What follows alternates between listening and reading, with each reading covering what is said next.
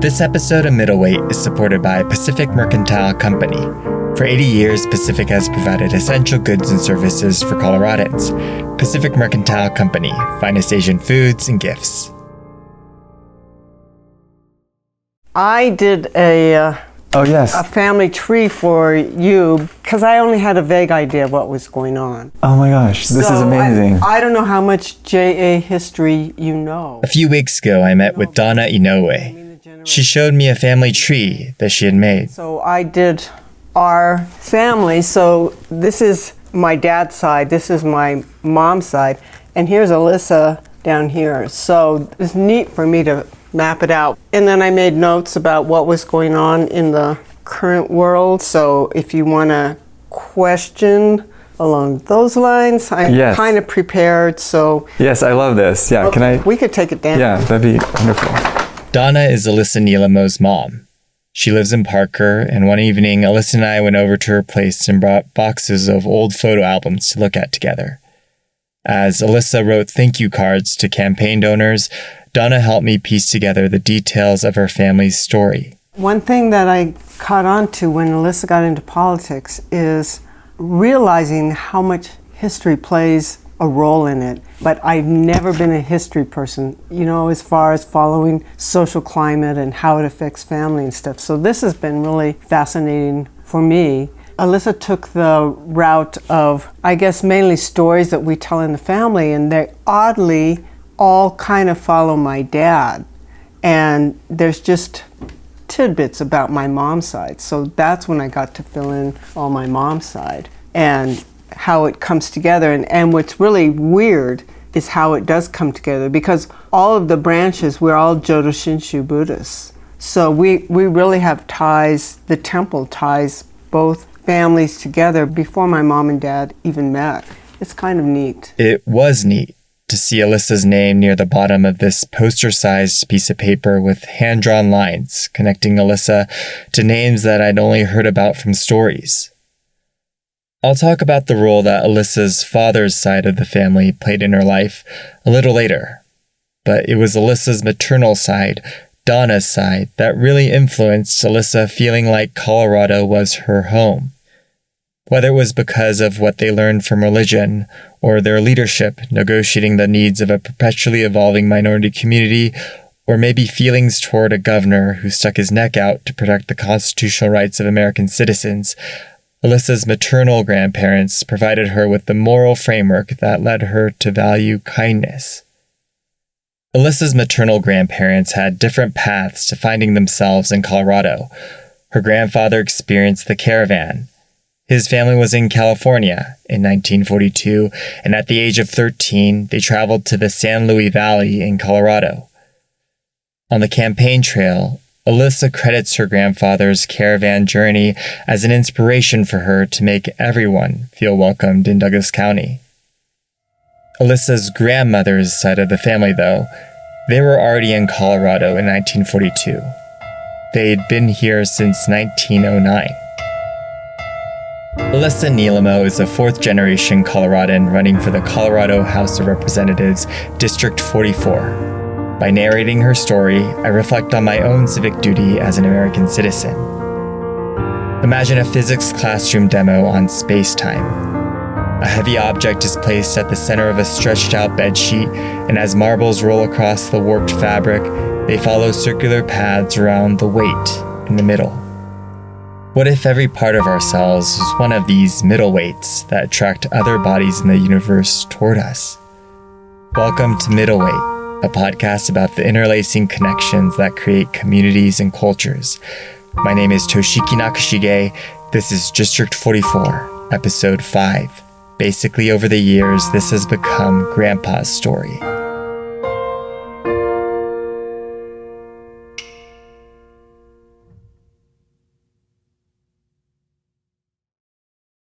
In 1909, Nihei Yamaguchi and Sode Motoyama immigrated to the U.S. They traveled from Kumamoto Prefecture to a town in Weld County, north of Denver. They ended up in Eaton, Colorado, so I have a map somewhere. And only place that I could find information about how they got to Colorado is general history sites. It's not family information, so they probably were with railroad workers or farmers. Donna says that she hasn't been able to find that much information about her maternal great-grandfather, Nihei Yamaguchi. Instead, many of the family stories revolve around the matriarch of the family, Sode Motoyama. Sode was the youngest daughter of an all-girl family, so when she got married, they had her husband take her last name. In Japan, because family name is an important way to keep a family lineage intact, parents without a son traditionally ask a son-in-law to take their daughter's surname upon marriage. In Japanese, surnames are listed first, given names second. I typically refer to the names of Japanese people by their surnames, but to stay consistent with how Donna refers to family members and to acknowledge that many family members effectively became or legally were Japanese Americans, I'll call family members by their given names. Most of the time, that means their legal first name, but in some contexts, family members were known by their middle names. Sode, Donna's maternal great-grandmother, ran a pool hall in Eaton, and it's assumed that the pool hall customers were men, perhaps Japanese contract laborers and farmers who would have been in the rural areas of Colorado by the 1910s. Nihei and Sode's first daughter was named Hatsuko Florence Motoyama, who was Donna's grandmother. Florence was born in 1911. She is Kibe, so when she was 6 and her little brother was a few years younger, for some reason the mother decided to send him back to Japan because she ran a pool hall. So she thought that she was not getting enough culture and she was learning really rough habits for a female. So she sent her back to Japan for, how many years is that? It's like 7 years or so. In Japanese, Kibe translates to return to the U.S., and it's a term in the Japanese American community that refers to individuals who were born in the U.S., sent to Japan during childhood or adolescence, usually for their education, and they subsequently returned to the U.S. Florence was in Japan from ages roughly 7 to 14, returning to Colorado in 1924. Florence's parents had 10 children total, 5 of whom were born while Florence was in Japan, so the American life she came back to was considerably different from when she left. Florence now had to help raise her siblings, the youngest of whom was born when Florence was 18 years old, and when Florence actually had her own first child. Florence was technically Nisei, born in the U.S. to Japanese immigrant parents, but she was also Kibe, different from most of her siblings who were born and raised in Colorado. Florence spoke Japanese, becoming proficient in English in her teens, and likely related more to other Issei of that generation. In 1928, Florence Motoyama met Shigeo Yanaru. Shigeo was Issei, immigrating to a town in Weld County called Fort Lupton in 1919. Shigeo's mother died during childbirth, so while Shigeo was being raised by his maternal grandparents in Fukuoka Prefecture, his father had moved to Colorado with his stepmother and stepbrother. At age 16, Shigeo left for the U.S. to be with his father's new family. They worked on a farm there, and as Jodo Shinshu Buddhists, they participated in temple activities. Shigeo had an unconventional upbringing, and based on stories told within the family, he's been remembered as having a temper when he was younger. The family stories are Shigeo had a horrible temper, he didn't like rules, and he was constantly just having fights. But he also settled down. He went to school. He went to DU. Shigeo and Florence had an arranged marriage with the help of a matchmaker, or baishakunin. And so baishakunin, the story is someone decided that to settle him down because he was such a hot temper and, just didn't have any focus, that he needed to settle down with a nice, quiet woman. Which is funny because maybe she was a quiet woman, but as a grandma, what did they say? Yakamashi? And he was very, very quiet. The grandma Florence, whom Donna had known, was Yakamashi, which means noisy or talkative in Japanese, and Grandpa Shigeo was known to be quiet when he was older. Perhaps the matchmakers did an excellent job pairing two personalities that would balance each other out in the long run. Donna reflects that it was funny to hear about Shigeo and Florence's early relationship. So he was, I think, 25, she was 18, and they got married. She didn't know him at all.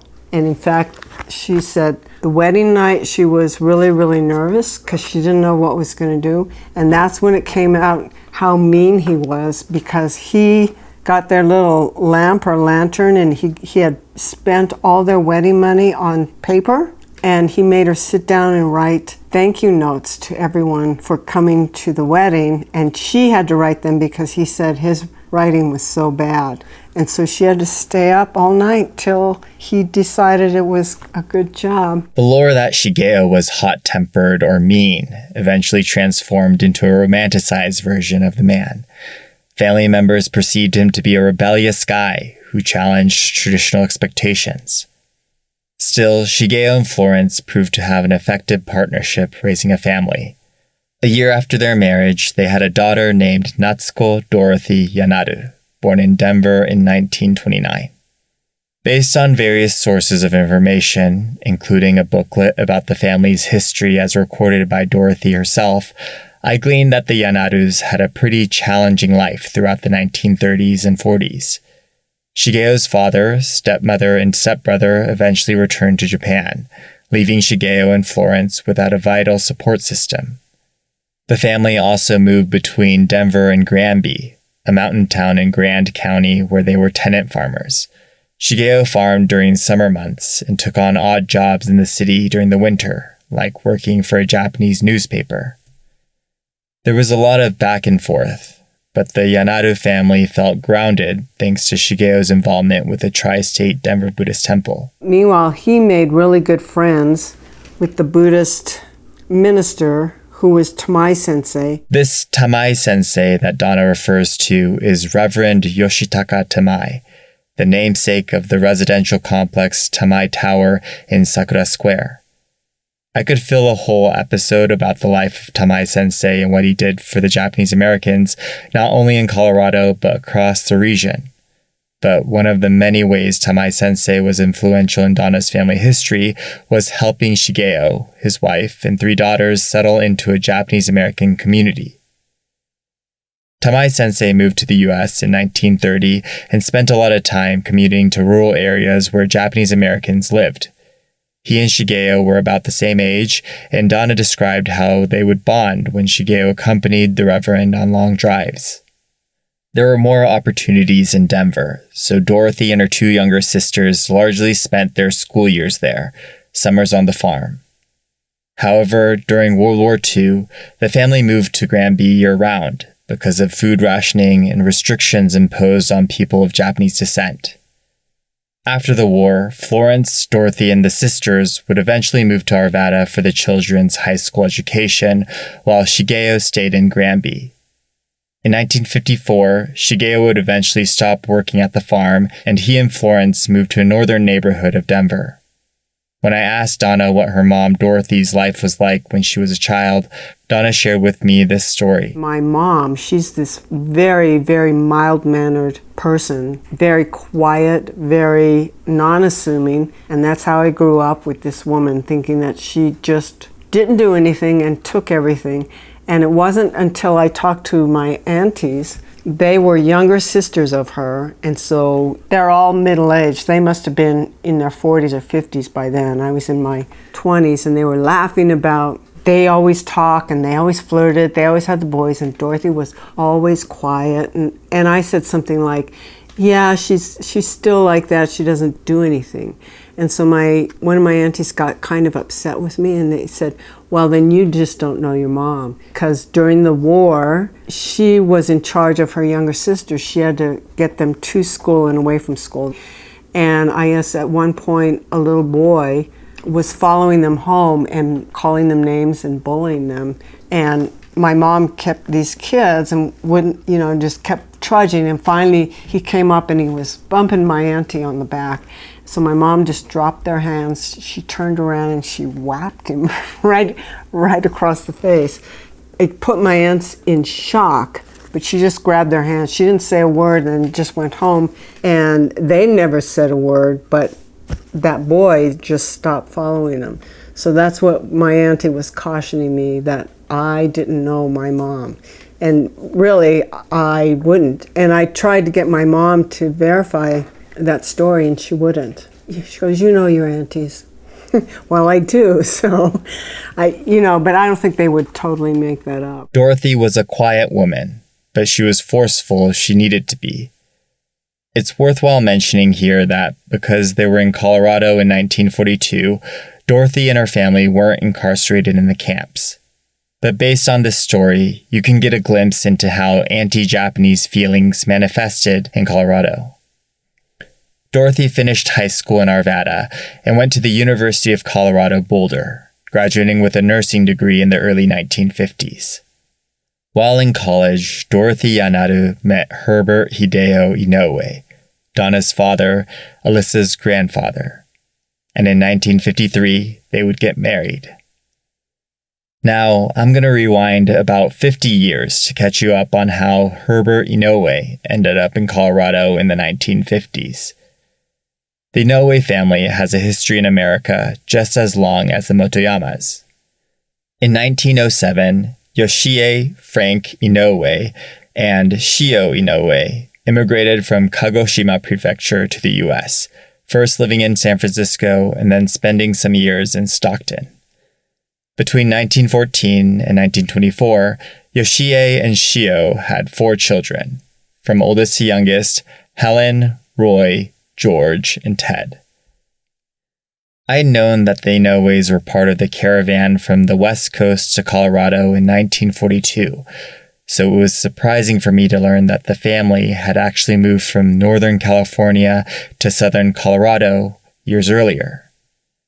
The Alien Land Act of 1920 had restricted people of Japanese ancestry from owning or leasing land in California, and after failed farming ventures in Oregon and then in California again, Yoshie and other Japanese Americans he'd known and worked with were looking for something new. A representative from Gibson Land Company came to California to recruit individuals to operate farms in Colorado. After visiting Colorado a couple times, Yoshie was motivated by the fertile lands in the San Luis Valley and moved the family there. Several other Japanese American families also migrated with the Inouyes. In 1926, Yoshie, Shio, and their 4 children settled in a town in Conejos County called La Jera. And 2 years later, in 1928, Herbert, or Herb, was born. I was also able to read a booklet about the Inouye family's history, this one written by Herb himself. Regarding the first decade or so of his life, he wrote, "Through this trying and difficult period, the Inouye children grew up, completely engulfed and experienced in a life of frugality."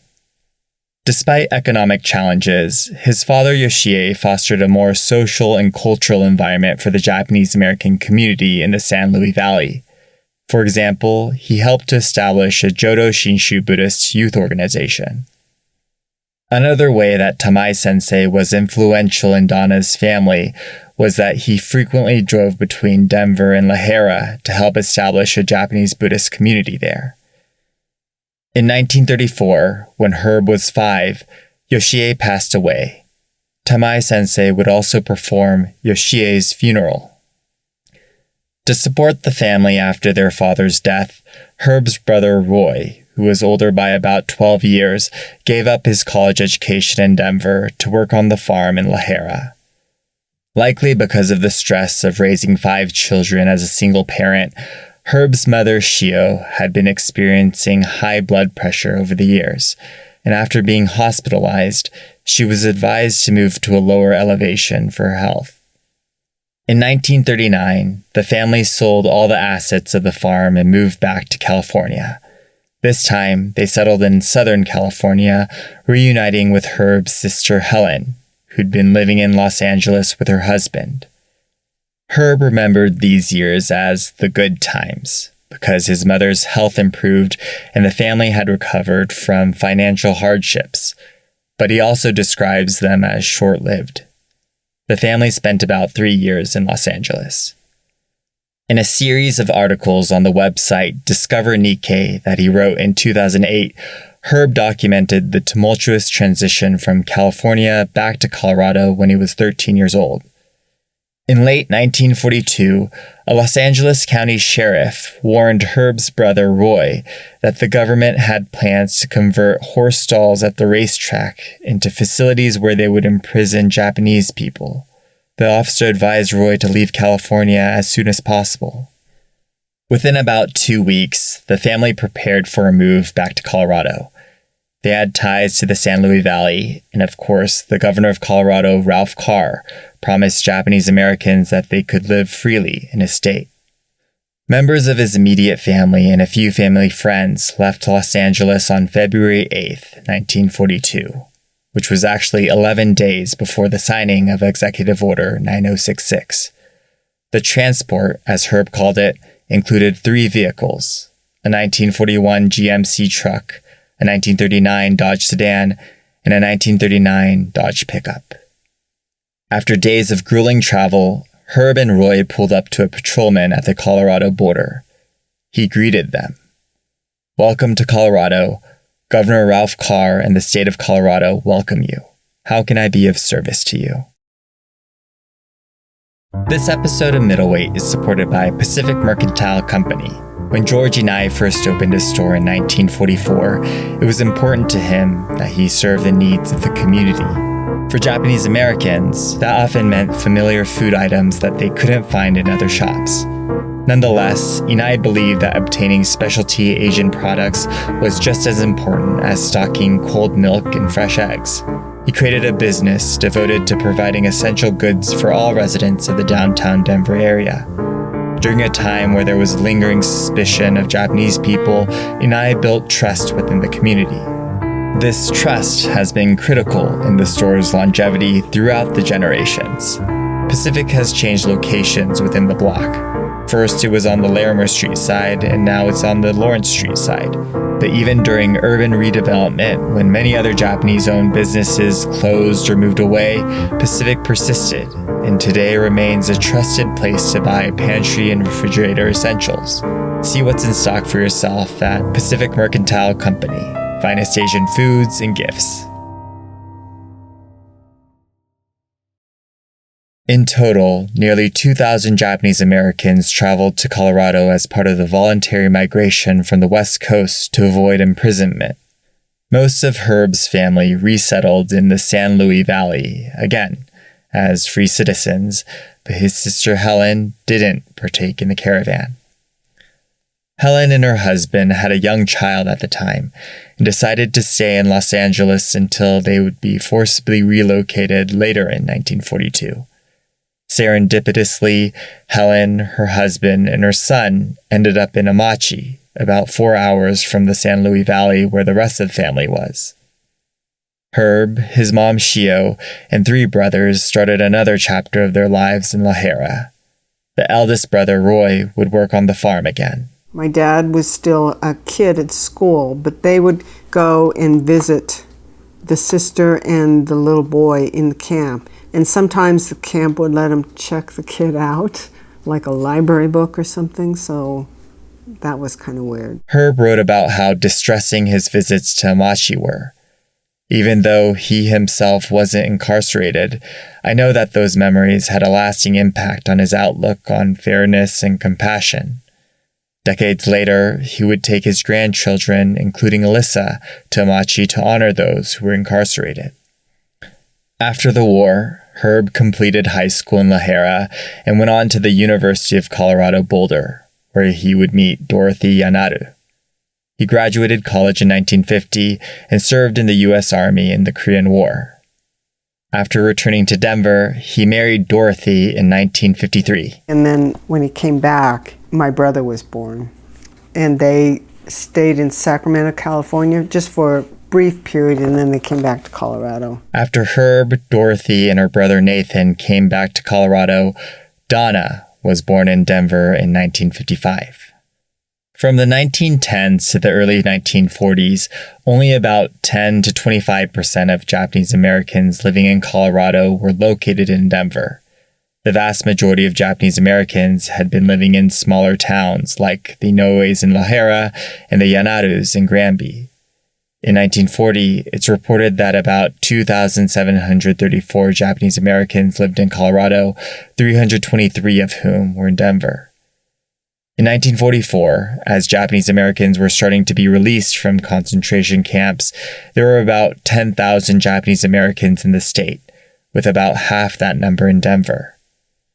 And by 1947, many Japanese Americans eventually returned to the West Coast, leading to their population in Colorado to decrease to about 6,000, with again about half of that in Denver. Immigration from Japan was virtually non-existent between the Immigration Act of 1924 and the Hart-Celler Act in 1965. I'm not sure if it's really considered immigration, but there were some exceptions like Japanese nationals brought in as illegal aliens during these 4 decades. So as I see it, there were largely 3 groups of Japanese Americans in Colorado after World War II until the 1960s when new immigrants began entering the country. First, Japanese Americans who endured life in concentration camps, either incarcerated at Amachi and stayed in Colorado, or incarcerated elsewhere and moved to Colorado. Second, Japanese Americans who were living on the West Coast but avoided incarceration by voluntarily migrating to Colorado, like Herb.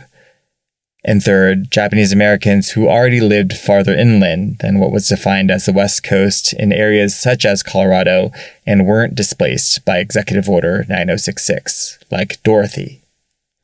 I wasn't able to find precise data on the number of people representing these 3 groups within the entire Japanese American population, but based on the fact that the Japanese American community in Colorado was relatively small, like even individuals who lived in rural areas would regularly commute to downtown Denver where the temple was, I imagine that there were interactions between individuals from these different groups. I asked Donna whether her parents ever talked about specific instances with people in the community who'd been incarcerated. Feeling that I got is, and a big reason my mom and dad and my aunties never talked about this, is because being inland in Colorado, it was assumed that they were not looked at as, they weren't as Japanese as the Japanese people that had to endure the camps, because they had to endure other things, but they didn't have this life-altering event. So they just never talked about it. Yeah, just wanting to keep quiet. And it was a feeling too, like if they did talk about it, they didn't want to be seen as bragging. Like, oh, I didn't have to go. I was already in Colorado.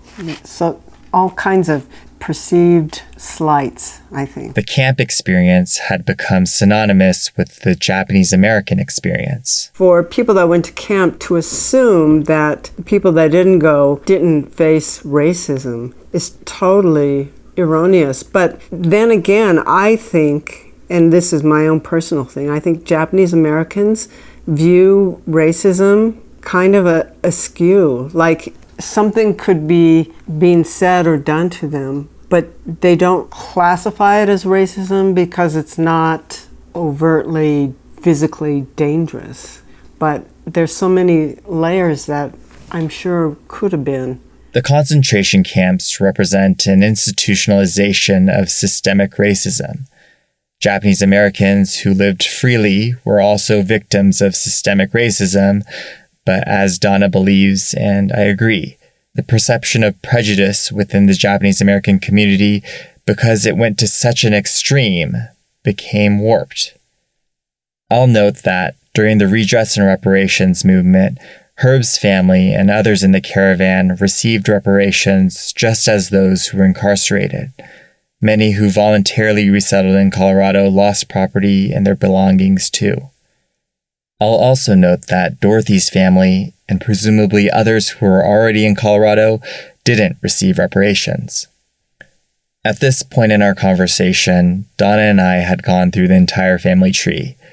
As I studied the lines connecting familiar names with familiar names, I noticed that Alyssa was on the 5th row of the tree. She had ancestors living in Colorado 4 generations back, making her 5th generation. We keep emphasizing that Alyssa's 4th generation Coloradan, but she's 5th generation in some capacity. Oh, yeah. So she can be what do we want to say? Yonsei Han. Yonsei Han, or halfway between 4th and 5th generation. Alyssa looked up from her thank you card writing and chimed in. But like Grandma and Grandpa, like if I tried to take extra credit for being one more generation, they were like, no, you're not, because... But yeah, because basically over the years, this has become Grandpa's story. Alyssa's great-great-grandparents, Nihei and Sode Motoyama, immigrated to the U.S. and settled in Eaton, Colorado, which technically, in the most inclusive definition of the term, makes Alyssa a 5th-generation Coloradan and Gosei a 5th-generation Japanese American. But the important distinction I think Alyssa's making here is that her Japanese American social and cultural identity was shaped by her grandfather Herb's influence and thereby most aligns with the Yonsei generation. Another way to describe it is that when Herb, a Nisei, and Dorothy, a Nisei Han, started a family, their children, Donna's generation, effectively reset to Sansei. As complicated as I'm making it out to be, my take-home is that the mixing of generations and migration history, even within Alyssa's own family, underscores the multiplicity of experiences of people in Colorado who consider themselves Japanese American. One of Donna's motivations to do research into her family history was not to forget her mom's family's contributions to the Japanese American community. For example, she told me about how her maternal grandfather, Shigeo, earned an Emperor's Award from Japan for serving on the Japanese newspaper in Denver. But because her mother, Dorothy, was quiet, her dad, Herb, became the stronger presence in the family. Donna and I continued to talk about her upbringing in the Denver area. In addition to her older brother, Nathan, she had 3 younger sisters, Kathy, Sharon, and Cynthia. Dad was kind of the linchpin. Because he grew up without a dad, he was 5 when his dad died. This is what we assume about him. He decided that he had to do the job of father. Donna had in total 6 aunts and uncles and numerous cousins, and Herb would take it upon himself to make introductions and organize family reunions. Herb had experienced anti-Japanese prejudice because of the war, so he emphasized the need to be as American as possible. My dad, and I assume my mom too, but she was very quiet, placed a lot of importance on us assimilating and being American. So we were one of the few Japanese American this generation. We didn't attend Japanese language school. My cousins did. We weren't given Japanese middle names. My cousins were, and most of our contemporaries were also.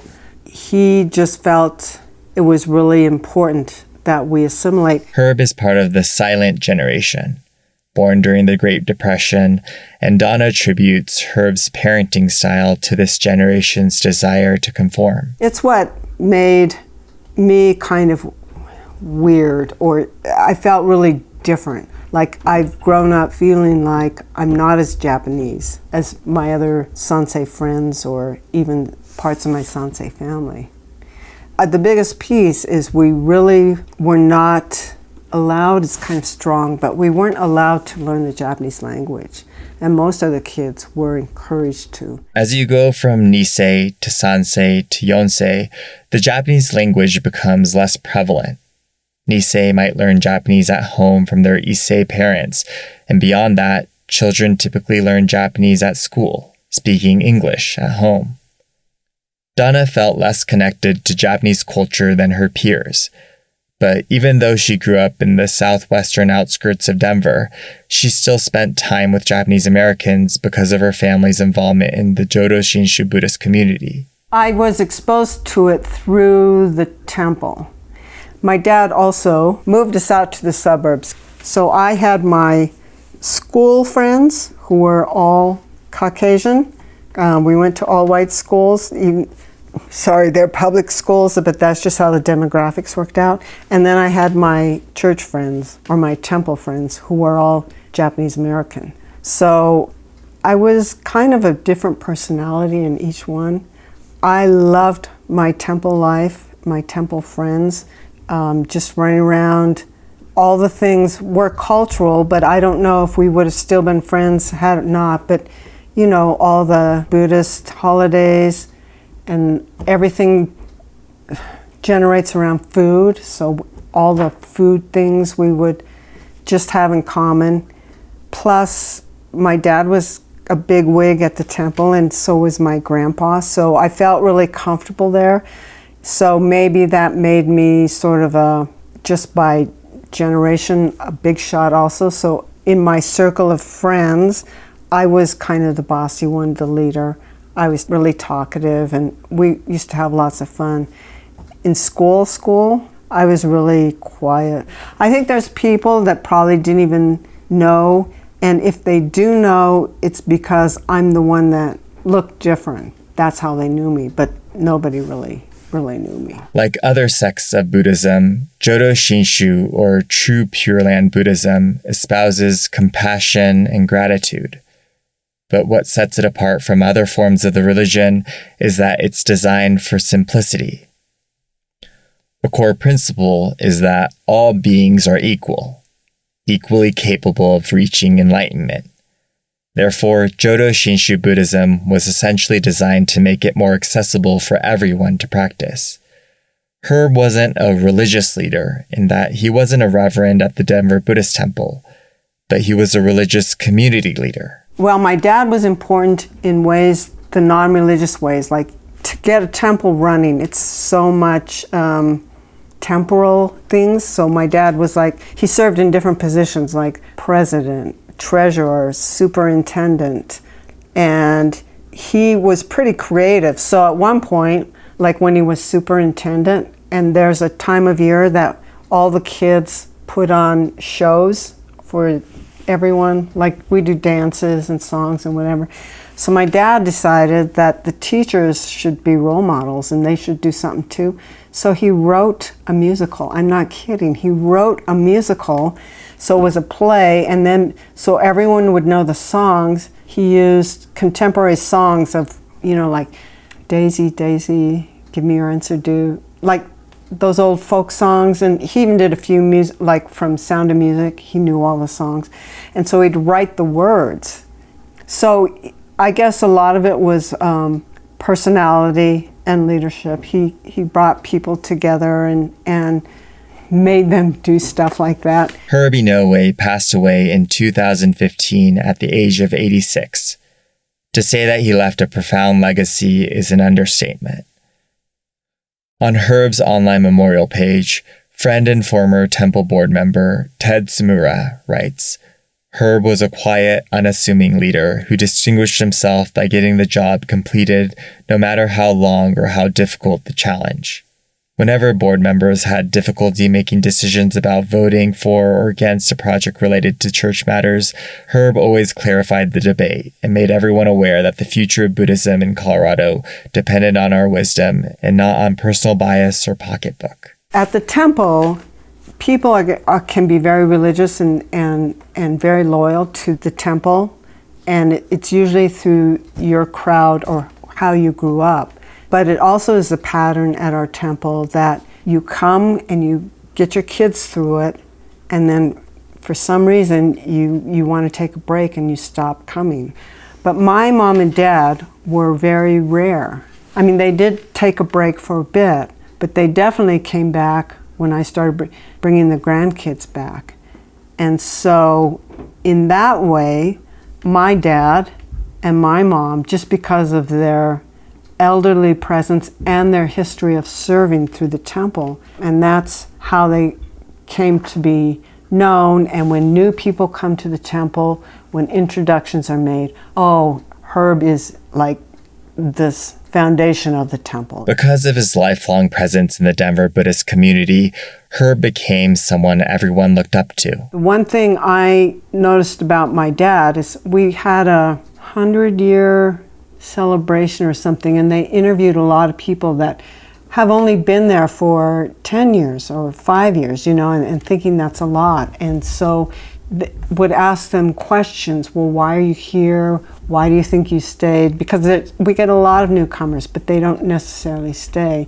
And I can think of 2 instances. Well, one, they were early Caucasian people, and those are usually the people that come and go because we're kind of clannish or cliquish, so it's really hard to break in anyway. But it got to a point for a few years where if you weren't Japanese or Asian, it's like, what are you doing here? Are you spying on us? Are you trying to be one of us? And so it was really hard. But so one of the first early Caucasian people said, Herb Inouye was so friendly. He always came and talked to him. He always tried, but what my dad actually did was made him join the board. And so, so that I know. And then even as my dad got older, because sometimes private conversation dad doesn't come across as public dad. And so one thing that I'm really, really pleased about is much later in life, we had a gay couple come and join our temple. Well, actually, quite a few in a small break, but she said Herb would come over because after temple we all have baking sale, and when you sit down, you start sitting in your familiar place, you don't change, and so it gets set up that this lunch table is the cool kids, this lunch table is the weirdos, and she goes, Herb actually got up from his table and came over and sat with my wife and me.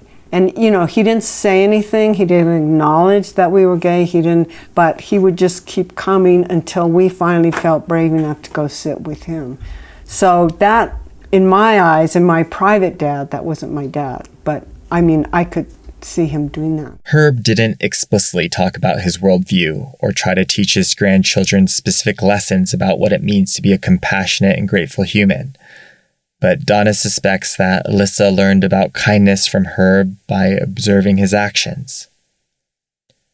Herb wasn't a politician in a traditional sense, but he was an expert at mediating community politics, assessing and advocating for the needs of the group, even if he didn't necessarily feel that it would benefit himself personally. As Donna describes it, the idea of private dad versus public dad resonated with me as I've learned more about Alyssa during this election season. I think politicians are sometimes criticized for acting a certain way in one setting and acting differently in another. But to me, context is critical. Rather than taking what a politician promises in an isolated instance at face value, it's more about trusting that person to make decisions for me when the circumstances do matter. I've witnessed Alyssa navigate a crowded room, speaking with voters, inspiring them to see her vision of bringing kindness into politics. As I go back and forth from this podcast studio to the kitchen, I've also seen Alyssa sit on her living room couch for hours on end, talking to no one. Knowing how introverted she is, I'm in awe of public Alyssa sometimes. But I also know that private Alyssa is also striving to bring nuanced conversation into Douglas County politics, even if she might not want to right at that moment. This is the photo I don't have that I was looking for, actually. Oh, you can have my it. mom's. Oh. That's my bacha on my great-grandma, my grandma, my mom, and me. We're all eldest daughters. We're all the oldest daughters from 4 generations in one picture. As we were flipping through photo albums, Alyssa showed me a picture of Florence, Dorothy, Donna, and her when she was a baby. Herb often overshadowed the women in the family, but I know that Alyssa's proud to be a descendant of a line of strong women. Later in the podcast, Donna Inouye and I will talk about her experience raising 2 children in the Japanese American community. But after this quick break, I sit down with Alyssa to discuss a couple other important pieces of her family history. This episode of Middleweight is supported by Pacific Mercantile Company. Pacific Mercantile Company has been recognized for providing essential goods and services for Coloradans throughout its 80-year history, earning numerous awards along the way. Family members recount their trip to Los Angeles 30 years ago for an award ceremony hosted by the Go for Broke organization, honoring Pacific's, at the time, 50 years of service to the community. The Inauyes and Noguchis are humble people, so the family made granddaughter Jolie stand up in front of the audience and accept the award. She remembers how nervous she was that day giving a speech.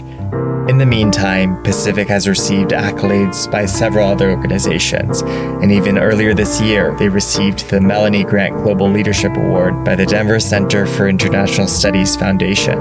On your next grocery run at Pacific, take a look at the certificates and plaques they have displayed around the store. Jolie and the award-winning supermarket staff are proud of their accomplishments.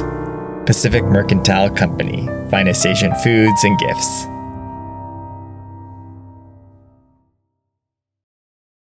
If you're trying to find out more about a candidate or a particular election, there's a helpful resource called Ballotpedia. This website brands itself as the encyclopedia for American politics and concisely organizes important information like election results and campaign finance data. It also provides an opportunity for candidates to fill out a survey called Candidate Connection. One of the survey questions is about a book, essay, or film that the candidate recommends to demonstrate their political philosophy. Alyssa Nilemo recommends a book by journalist Adam Schrager called The Principled Politician, The Story of Ralph Carr. Ralph Carr served as the governor of Colorado from 1939 to 1943. In choosing equality over politics in his party, he was a hero for the Japanese American community in Colorado. Ralph Carr's bust is one of the 3 statues in Sakura Square, alongside Reverend Yoshitaka Tamai and civil rights attorney Minoru Yasui, who challenged the constitutionality of the Japanese American concentration camps. Governor Carr had an immense impact on Alyssa's family, providing a place where her grandparents could live free. I wondered whether her family had any personal interactions with him.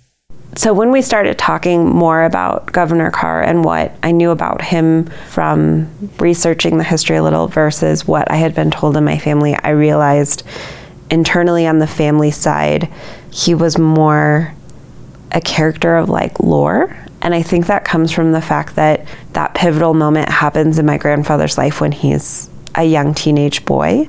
And so the way he saw or understood this man is the same way I might understand more a figure. So for us in the family, what I knew of Ralph Carr was that he was a rising star. After his term as governor and what he did for the Japanese Americans, he tries to run for the Senate and he loses, and that loss is credited to the fact that he took the stance on the internment camps that was not popular. And then he does eventually try to run for office again, but very close to the election date, he dies. And so some folks argue that he was on a redemption run and that in that short lifespan, history had proven he was right and that he could run again and that he would have won. I think what I understood from my grandfather was that it doesn't matter whether or not you get rewarded in life, because as I knew it, Ralph Carr just loses. In the end, he loses. But at the same time, growing up at Temple with the bust of Ralph Carr just back in Sakura Square, I knew he was really important even from such a young age because of how much attention and care and time was focused on the statues that are in there. And it is kind of strange that it is such a Japanese Asian block, and the biggest statue there is of, you know, a Japanese man, and then right next to it is this bust of this very white man. And so in my head, I think I just knew this person was emblematic of what we should strive for, like the absolute epitome of allyship. Alyssa's grandfather, Herb, was on the redevelopment committee that established Sakura Square in 1973, so he was involved in installing that bust of Ralph Carr.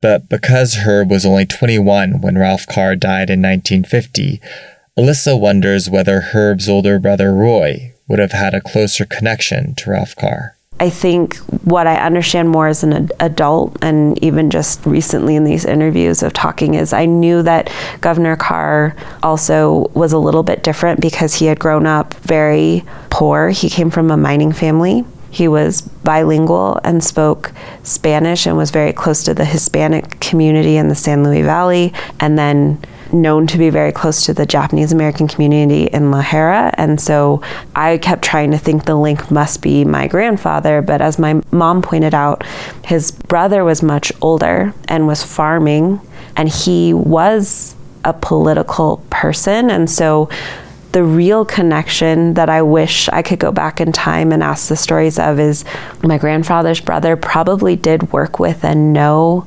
Governor Carr, and I get the feeling was probably a driving force between the political action he chose to take in his own community, fighting for his farm and fighting for farmers and fighting for water rights. And my grandfather greatly admired his older brother and really put him on a pedestal. And so it is more the way my grandfather talked about his brother and looked up to him. And that is the lineage of sort of Governor Carr uplifts one brother and you've still impacted this whole family and somehow impacted me. And so maybe the lesson is more from that uncle, which is you fight for community, you work hard, and you love your family. And that's what my grandfather cared about, were those things. One of my favorite things about making this podcast and asking Alyssa questions about her Japanese American heritage is that I get to see her make new discoveries in real time, make new connections. Colorado is a middleweight, bringing together Alyssa's family and thousands of other Japanese Americans, and now me. The surnames of Alyssa's ancestors include Motoyama, Yanaru, and Inouye. Alyssa's last name is Nilemo. Even though it has a sort of foreign-sounding syllabic structure to it, it's not Japanese. Nilemo is a Swedish name Alyssa acquired when she got married. Nilemo is only a few generations old, and so my father-in-law, who we all very lovingly call Crazy Old Man, so that's how I will refer to him. So when Crazy Old Man's father, or Farfar, and his brother immigrated to the United States, as I understand it, they sort of just get told they can really put down whatever they want on this paperwork, which I have never heard of. That seems kind of insane to me. But these two brothers decide that it's going to be Nilemo.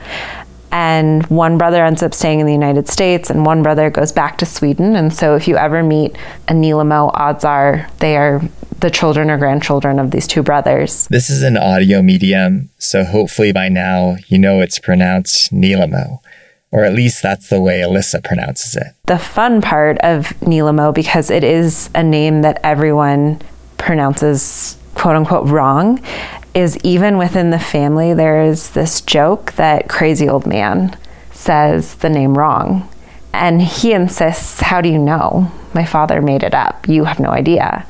And so as a joke, sometimes around the holidays, we'll call his different voicemails. So at his job, he has a desk phone and then a cell phone and then his personal phone. And if you get through to the voicemails, he says his name different on every single one. So as I understand it and how we all feel about it, it's Nilemo. But I, of course, have heard Nilemo, Nilemo, Nilemo. I mean, sometimes people are really just, I think, making up their own letters somewhere in there. But I love the name because it doesn't have that long of a history, but it has sort of this magical one to me in the sense that these two brothers just make it and then it becomes this deep part of the family and family pride. I think it's ironic that for someone who's proud to have a Japanese heritage going back more than a century in Colorado, Alyssa now has a last name with a relatively short history and an ethnically ambiguous origin. But perhaps this ethnic ambiguity is perfect for Alyssa. There's actually a twist to all of this that I haven't explicitly mentioned yet in this series. Prior to getting married, Alyssa didn't have a Japanese surname either. Until 2018, she was known as Alyssa Holland. Just jokingly for me, as a person who grew up with Holland, like a very straightforward, easy, very white last name Holland, I never had to go through the difficult part that I saw a lot of my Asian American counterparts go through, which is that no one can say your last name. And now I have this Swedish last name, so still a very sort of white last name, and no one can pronounce it. And I think they can't pronounce a Japanese name. But also, Japanese nationals tend to be the only people who, right off the bat, will say my last name correctly. A Japanese way to pronounce Nilemo is Nilemo. Alyssa's mixed race, Japanese on her mother's side and Caucasian on her father's side. Alyssa's mom, Donna, her surname is Inouye. Donna is now divorced from Alyssa's dad, but even before that, Donna had kept her last name when she got married.